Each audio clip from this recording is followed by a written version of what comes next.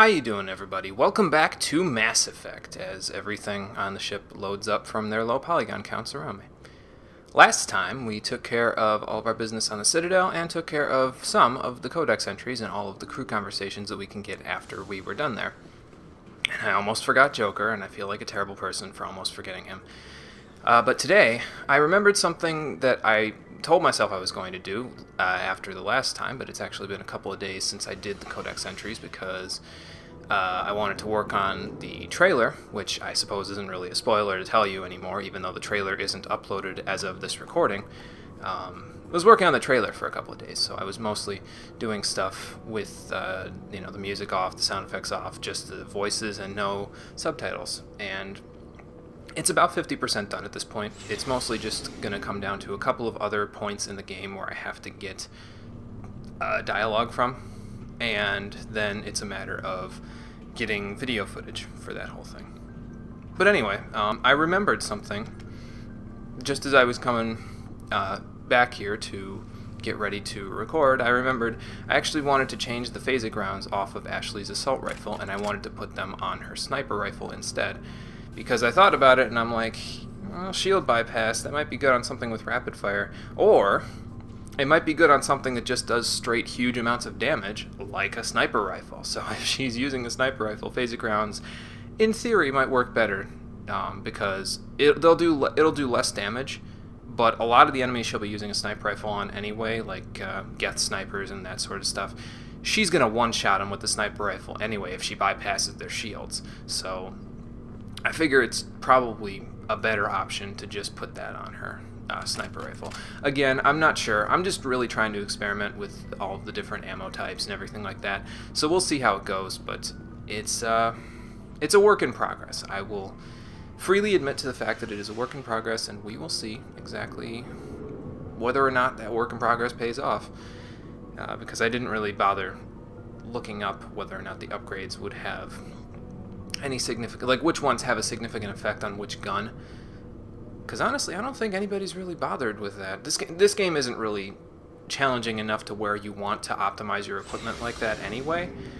Like it's not a matter of life and death if you optimize that equipment, especially since you can just save directly before any engagement, and then if you fail, you can just reload and keep trying until you succeed, But I like to try to at least feel like I'm on top of things when I'm doing this sort of stuff.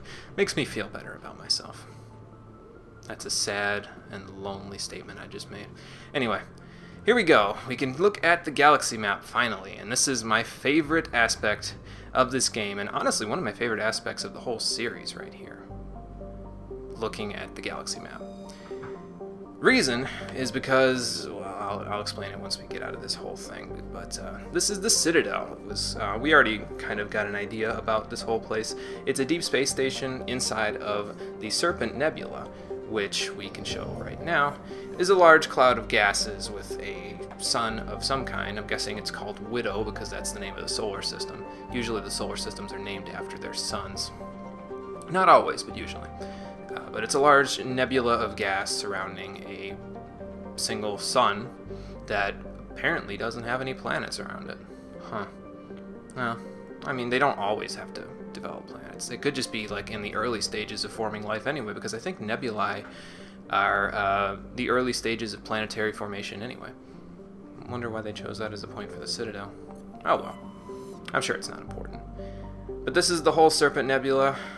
It's really cool looking. But yeah, this is my favorite aspect of Mass Effect 1. Hands down is exploring all of the new planets on the galaxy map like this. It's not as much fun in Mass Effect 2 and 3 because you've already kind of been to those places. But in Mass Effect 1, it just feels so new and novel and undiscovered, especially with Shepard's background that I gave her since she's Earthborn. I feel like she would see this as sort of, exciting and something that normally you don't get to do. So now this is kind of, and we're going to be getting missions as we travel through the various star systems too. And I think one of my excuses for why Shepard would say, "Hey, why would we stop in that nebula when we can just go straight to Feros over here?" The reason for it is because of the fact that what am I trying to say? We would stop because she has never seen those parts of the galaxy before necessarily, and she knows that there are You know, she knows there's innocent people on Feros who are dying to the Geth attack, but she also knows the importance of the Alliance's missions out here, so she would stop off. And speaking of stopping off, here is the Attican Beta cluster where Feros is. We could go straight there if we want, but usually what I like doing is I like looking at the where the ship has to travel, like which mass relays it has to travel through, and then tracing my path all the way back. So in order to get there, we have to go through the Exodus cluster, we have to go all the way over to the Hades Gamma cluster, and then go to the Attican Beta cluster. So in order to get there, we're going to stop off in the Exodus cluster first, and we get to see whether or not the DLC that I have for this game it comes installed, and I'm going to get a mission for it that I'm not going to do until later, or what we're going to do. We'll see later, but if I get it, I'll probably just cut that footage out because it's not going to be pertinent until way later in the game. But we'll go to the Exodus cluster and see what happens first. Asgard is the one with the DLC. So maybe if I don't go there, it won't give me the mission for it. But I don't think there's anything else around here for us to do other than go to Utopia. So let's go there.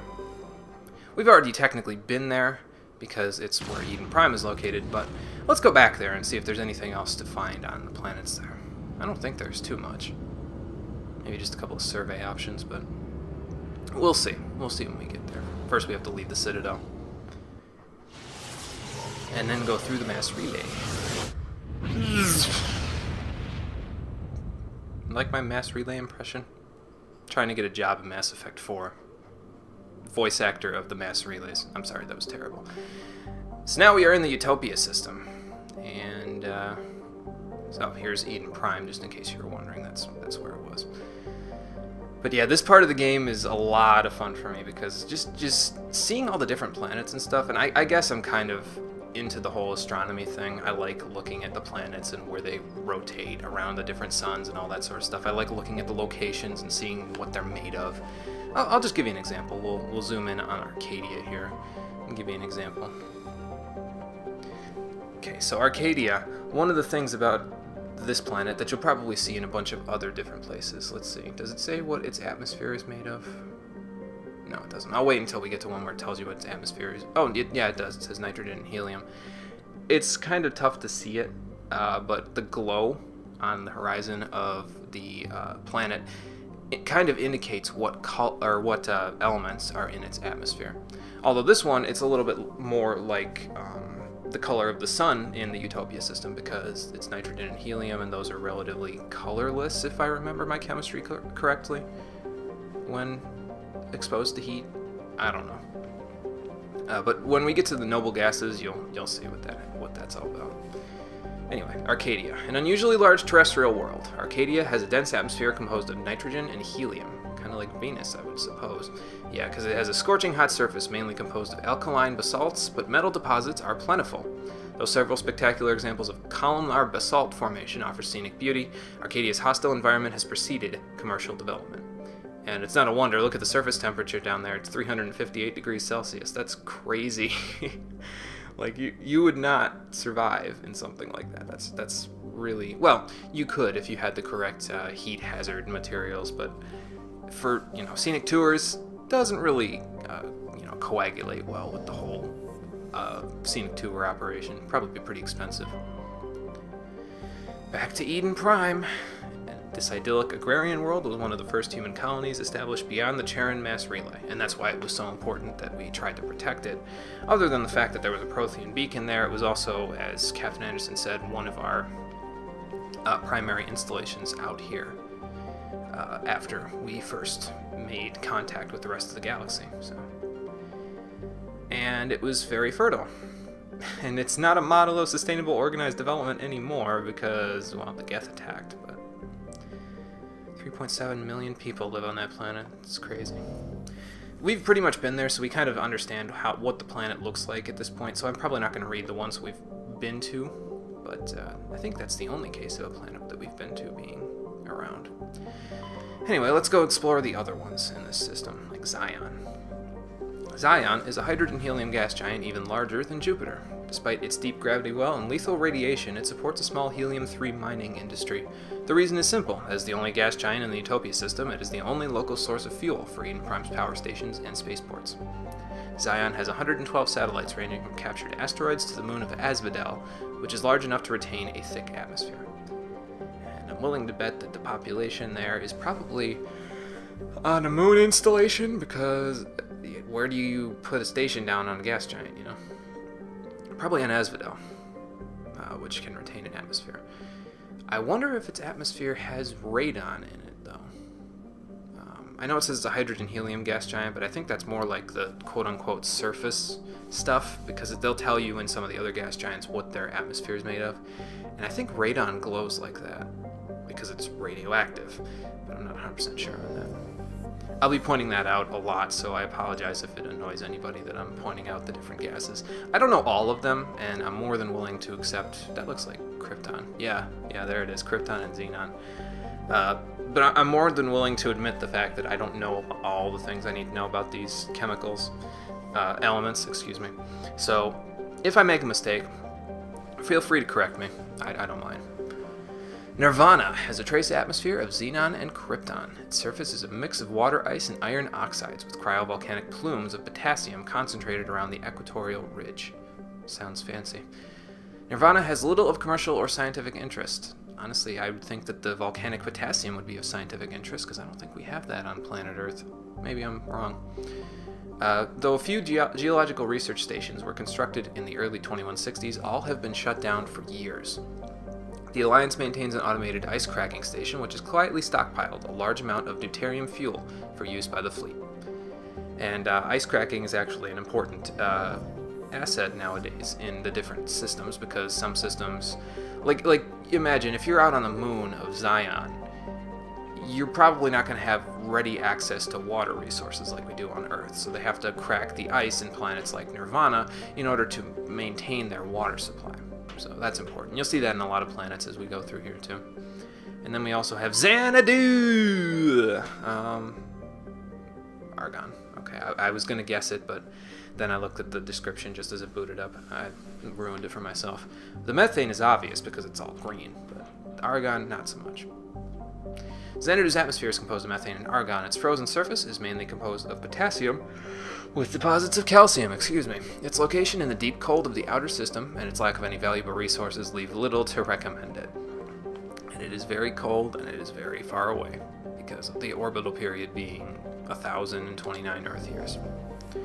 I wonder what the standard method of measurement for revolutions is with the rest of the galaxy. Because we have Earth years, we have Earth standard years that we mostly refer to in this game, and then there's galactic standard years. So that's the galactic standard year is different than the Earth standard year. So I wonder what they use to measure revolving planets. I don't think we're going to go into Asgard, because I don't think it's normally here right now, unless you have the DLC installed. And I'm pretty sure if I go in there, they're going to be like, an asteroid is raining on Terra Nova, and we're going to do that later. Don't worry about that. We'll come back to it.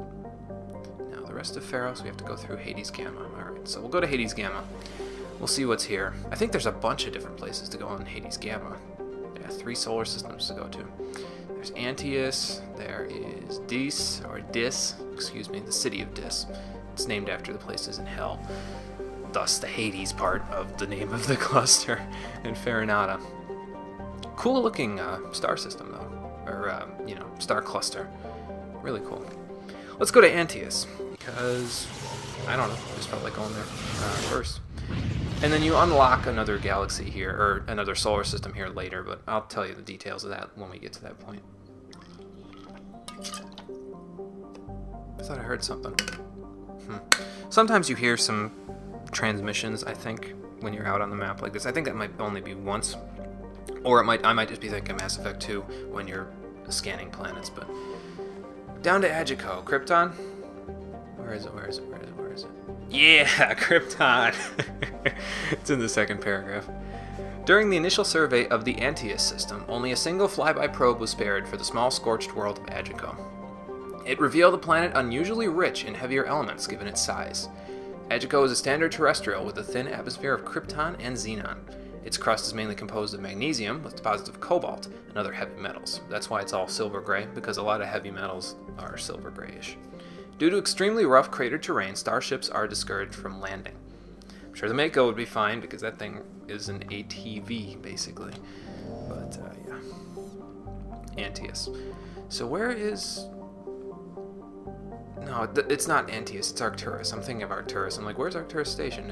It shouldn't be here, I don't think, because it was in the Arcturus system, right?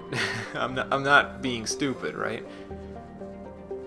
Let's see. Edmos is a standard hydrogen-helium gas giant with traces of methane in its atmosphere. I was going to guess Krypton again, but, they might have trace amounts. But mostly the green glow is from the methane. If Trebin's terraforming is successful, it is expected that a helium-3 fuel refining facility for the system will be set up here. So we'll have to go and look at Trebin in a minute, but first let's survey the area. Excuse me, and see if there's anything other than methane here. We got a gas deposit of hydrogen, and, I mean, you know, it's a hydrogen-helium gas giant, so that makes sense. I'm guessing one of these is Trebin. There's Trebin. Let's go there and just see what they're talking about with the terraforming.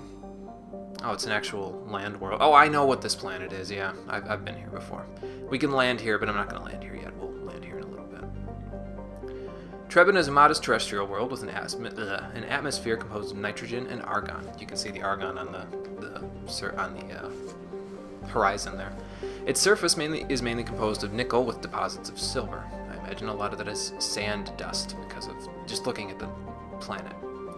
Trebin's environment is relatively mild. The scarcity of water or similar enabling substances has prevented the development of any biosphere. Makes sense.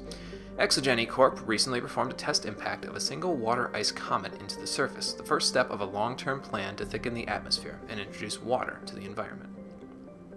I think Shepard would know who Exogeny is. They're basically the ones that are setting up a lot of the colonies around here, and that's important for later, so just remember who they are. They'll come up soon. A survey team is on the surface, monitoring the geological and meteorological effects of the test impact. Most of the water released is still in the form of atmospheric vapor, but thick cloud banks have formed. You can kind of see them on the moving across the surface of the planet there, which is pretty cool. Nice touch. There's every indication that this arid world will soon see its first rain. The survey team's progress has been hampered by frequent mechanical or computer failures in their GPS satellites. I wonder why that is. Maybe the planet's metallic core is messing with all their, magnetic metallic core, I should say, is messing with all of their GPS systems. It's distinctly possible. Nickel and silver usually don't have that effect, though, if I remember right, because that's a lot of what... I think nickel is primarily what the inner core of the Earth is made of, if I remember right. I don't remember my Earth Science. It's been since, 9th grade since I took Earth Science, so I apologize again if I'm a little off. But we'll land on Trebin in a little bit here. We don't really have a reason to, but, why not? Ploba is the second and by far the larger of Antaeus' two gas giants. Active scans by survey ships have returned tantalizing indications of massive, solid structures deep within the atmosphere, too regular in pattern to be anything natural. Well, that's kind of strange, huh? Some believe Ploba is a Jupiter brain, quote-unquote, a planet-sized supercomputer. Oh, God, these people exist even in deep space, don't they? Adherents of this theory have fruitlessly beamed signals toward the sunken megastructures, hoping to get the machine's attention.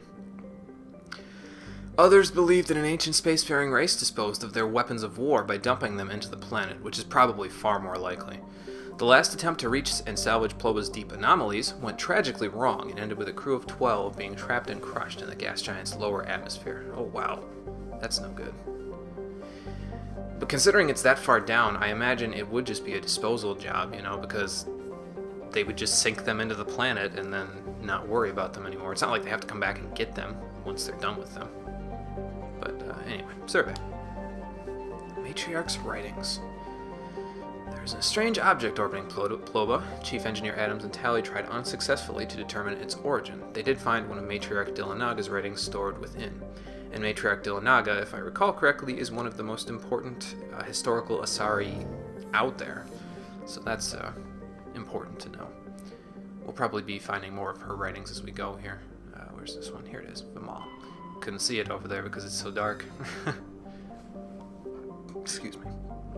The Mall is an enormous terrestrial world of mixed rock and ice with an atmosphere of methane and ethane. Its frozen surface is mainly composed of calcium with deposits of iron. Because of noxious surface gases, explorers are warned to use extreme caution. Thankfully, we don't have to land there. I imagine it being kind of like Orxon in the Ratchet & Clank series, although that's a playthrough for a completely different time. It's quite similar, though, in some ways. It's like the PS2 variant on Mass Effect without as much RPG stuff. It's a pretty good series. You should play it if you haven't. Oh, we found uranium there. Okay. I'll have to let the Alliance take that. I don't know if we have the reserves to keep that on the Normandy, especially not with active crew members on it.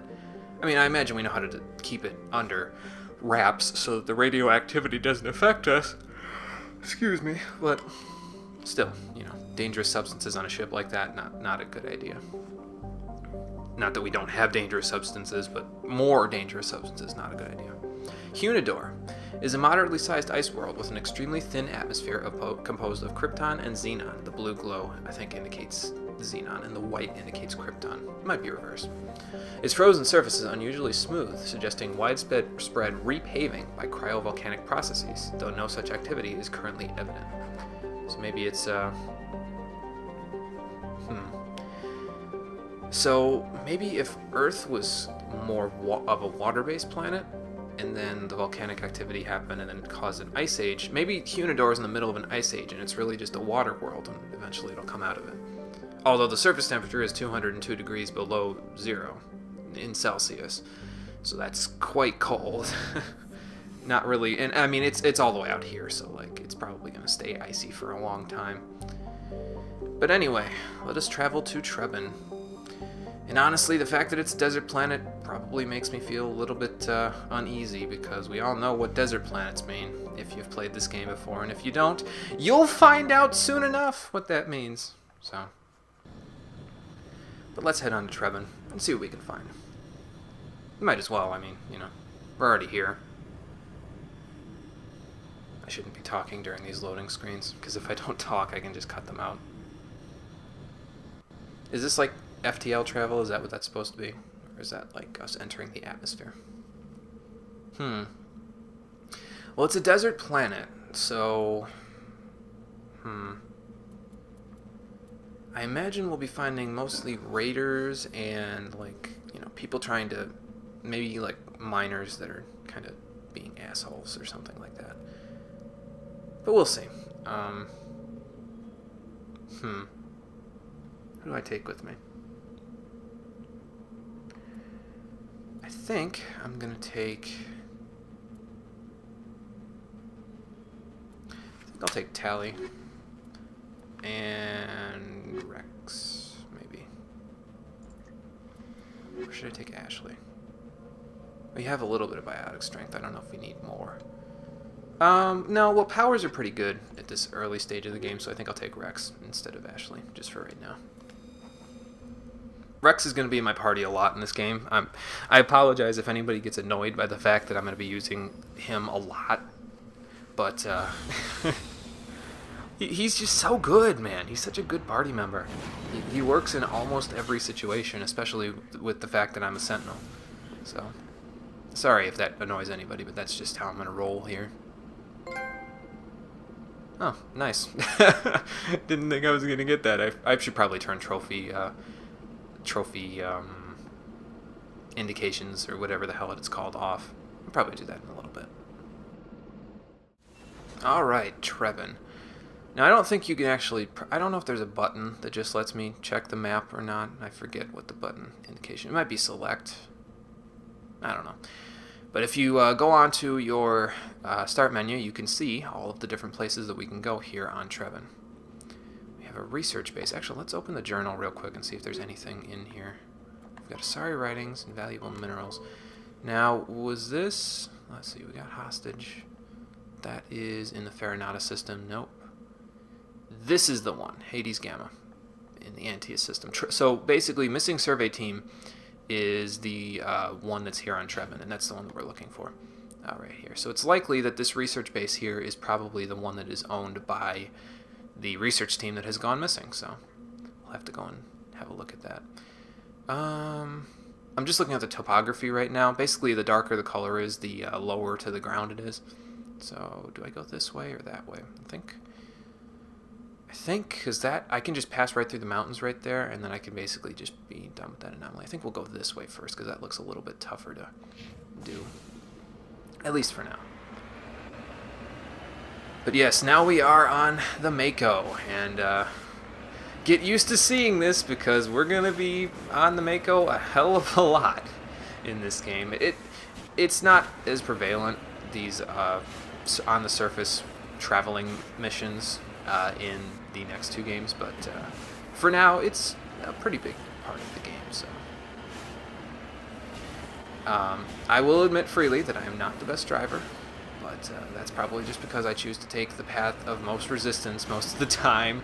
And I mean, I feel like they didn't exactly do the best job with the topography. Like, it's too bouncy, I almost want to say. On a lot of these planets, there's too many little hills. And I mean, it makes sense, but like, because these planets wouldn't be all flat land, but it doesn't make it convenient for the player, you know. Ooh, plutonium. We're just finding all the heavy metals, aren't we? All the radioactive ones, too. Alright, let's see what we can do here. Ooh, 5 times that time. I gotta get used to that, though, because some of the decryptions later, the average ones are 5, and then the secure ones are 7, I think. So, alright, and we have a plutonium deposit. Not bad. Tally, excuse me, I need to get back in the Mako so we can keep going. Just going off of all these different cliffs and everything like that, going flying off them like this, just reminds me of, like when I used to play this, my brother used to, I don't want to go down there yet because it looks relatively flat, and if you've played this game before, you know what that could mean. But when I used to go off cliffs when my brother was watching, Cole would always start singing that one AC/DC song, Shoot to Thrill. Oh, those were fun times. Anyway, let's see what this is all. We've got a couple of unfriendlies on the map here. I have to be careful. I mean, we'll probably be fine in the Mako because I can just shoot them, you know, like that. But might as well not be. You can actually get out of the Mako and shoot people, and it will give you more experience. But I'm only planning on aiming it for level 40 anyway, in terms of my experience. So I'm not worried about it. Ooh. Well, we've got rockets and we've got warp fields. That's not good. Hold the line. You can't hold the line when I'm running you over. I'm such an asshole. Well, you. Whoa, whoa, whoa, whoa, whoa, whoa. Okay, these are the rocket guys. All right, I'll need to keep that in mind. That's 1, and that's 2. And they were never heard from again. I am such a dick. Oh my god.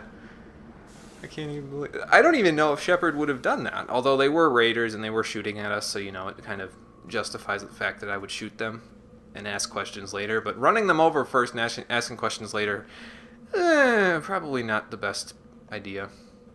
Okay, this is the probe where my electronic skill is too low. I'll have to remember that. You actually need a... this is why I wanted to raise my decryption and my electronics so high this early in the game, because even just at the beginning of the game like this, they actually throw secure electronics things at you. Ooh, Gladiator 1. Let's see how that is. I'm not going to put it on, obviously, but that's alright, I guess. It's more for defense than it is for anything else. But yeah, even at this early stage in the game, they start throwing stuff like secure electronics or secure decryptions at you, which makes it a little tough to actually open anything. So that's why I'm focusing so much on decryption and electronics early, so that way I don't have to worry about it being such a hassle to leave those things behind. And I also don't have to worry about taking specific party members with me when I go do that. So. Am I on... what topography am I on right now? Yeah, I'm on the mountain one. Maybe I should just stay on a low road for a little while. Although that invites all kinds of other dangers, but we'll get into that when we find that kind of danger. We'll see. It seems pretty quiet for right now. Let's hope it stays that way. I feel like Shepard would have this sort of uneasy feeling. Just the whole time she's here, it feels like deja vu. You know, there's this feeling of dread that she can't quite shake while she's here. And if you've played Trebin before, you probably know what that feeling is, especially if you've played with the Soul Survivor background. But if not, well, we'll indicate what that is later. Whoa. This is their transmitter, yeah. Okay, let's get on flat land and not run the transmitter over. That's probably a good idea. That's relatively flat. There we go. You actually can't land or, leave the ship unless you're on flat land, so... Transmitter tower deactivate. Well, I don't want to... Well, it's active. Let's see what happens if I deactivate it. This device is transmitting tight beam signals into geosynchronous orbit. This disrupts the survey team's... Oh, okay. So that's what's been disrupting their GPS. And causing all of these... Yeah, we're definitely disabling that. So these were all the survey teams that were trying to get here, huh? That sucks. I wonder who put this here. Any idea who would have put that there, Tally? You lead. I'll follow. Evidently not. Rex, any input? Let's get moving. Good point. Alright. Well, then let's get going. What do we have left on the map to go do? We have that anomaly all the way back there. But we're mostly concerned with the research base right now, which is why I think... Let's see how far away it is and how flat it is down there, and we'll go from there. Let's actually get there first before I start worrying about what we're gonna find when we get there. I just have this feeling, like something bad is going to happen when I get there, and I just can't shake it. I'm sure it's just my imagination. It's not... No, well, I can't really say that, can I? Because Shepard is probably feeling that same feeling right now. Is that the base? What's the zoom zoom? Okay, zoom zoom is R3. And zoom zoom zoom is R3 again. Alright, I'll have to remember that. Sorry for all the saves that I'm making. I just, I want to make sure we're safe, and since I have autosave off, if we die at any point here, we have to start the planet all over again. I don't feel like doing that, so... Let's just, better be safe than be sorry, Especially at these early parts of the game on Veteran, I imagine I'll have a lot more trouble than I would otherwise. So, well, this part of the area is relatively flat. It's a little too flat, It's quiet. Too quiet. Let's see what's over here. Maybe I'm thinking of a different planet when I'm thinking of what could potentially be here. I think I am thinking of a different planet. But this looks like the research base. It's deserted. Yeah. Well, let's check it out. See what we can find. See if we can see any clues around here. Oh, we should probably be armed and ready. Man, I have a lot of shields. Shock absorbers. Is that the one that gives you biotic protection? Let's see what we've got there. Because I think that's one that Tally might appreciate on her armor. Although she wants the health regen, really. But yeah, physics threshold. Okay, there we go. Now, if I remember correctly, Rex has a built-in passive physics threshold based on his Krogan Battlemaster passive skill. Let's see. Yeah, physics resistance. So it gives him greater resistance to biotic attacks just in general, because he's, an 800-pound Krogan. So physics resistance probably won't be that useful for him. I'm trying to think if there's anybody that would be useful for. Probably for Ashley. I think we'll hold on to that for Ashley, because she probably... Sorry for pointing my gun at you, Rex. I didn't mean that. But she's probably the one who's going to need the most biotic and tech protection out of anybody. So, medkit. Actually needed metagel. I forgot that I needed that because it's been a couple of days since I've played on this file. I actually used a different file for the trailer, only because I didn't feel like restarting Vanessa's entire career for it. Computer console. Maybe this will tell us what's going on here. According to these data logs, the survey team unearthed some kind of alien technology. Could be answers at the excavation site. Yeah, that seems like the best solution. First, let's see what's in this storage locker.